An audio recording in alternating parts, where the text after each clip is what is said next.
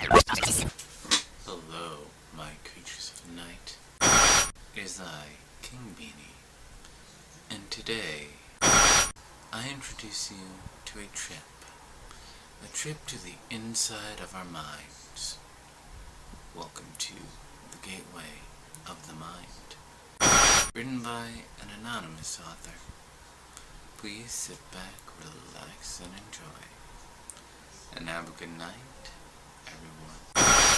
In 1983, a team of deeply pious scientists conducted a radical experiment in an undisclosed facility. The scientists had theorized that a human without access to any senses or ways to perceive stimuli would be able to perceive the presence of God. They believed that the five senses clouded our awareness of eternity, and without them, a human could actually establish contact with God by thought.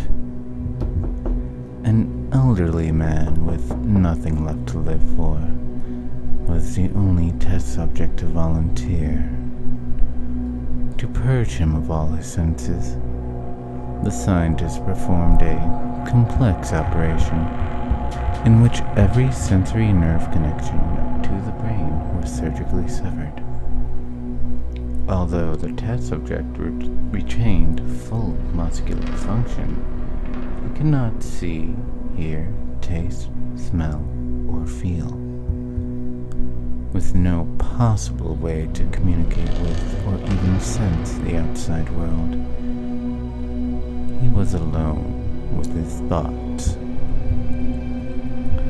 Scientists monitored him as he spoke loud, but his state of mind in jumbled, slurred sentences that he couldn't even hear. After 4 days, the man claimed to be hearing hushed, unintelligible voices in his head. Assuming it was an onset of psychosis, the scientists paid little attention to the man's concerns. 2 days later, the man cried that he could hear his dead wife speaking with him.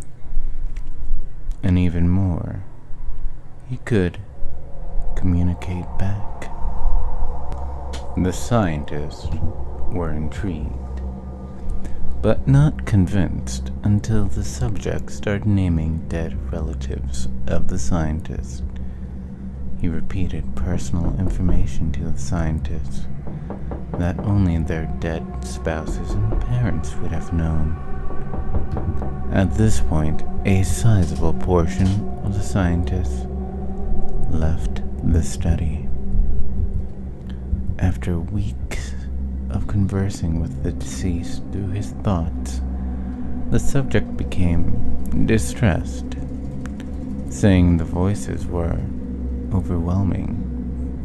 In every waking moment, his consciousness was bombarded by hundreds of voices that refused to leave him alone.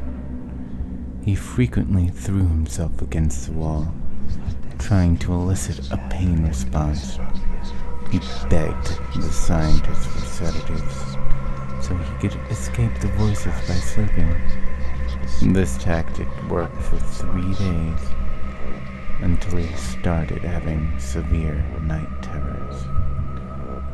The subject repeatedly said he could see and hear the deceased in his dreams. 1 day later, the subject began to scream and claw at his non-functional eyes, hoping to sense something in the physical world. The hysterical subject now said the voices of the dead were deafening and hostile, speaking of hell and the end of the world. At one point he yelled, "No heaven, no forgiveness," for 5 hours straight. He continually begged to be killed, but the scientists were convinced that he was close to establishing contact with God.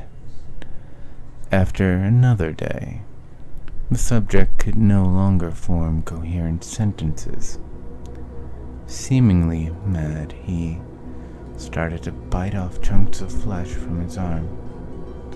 The scientist rushed into the test chamber and restrained him to a table so he could not kill himself.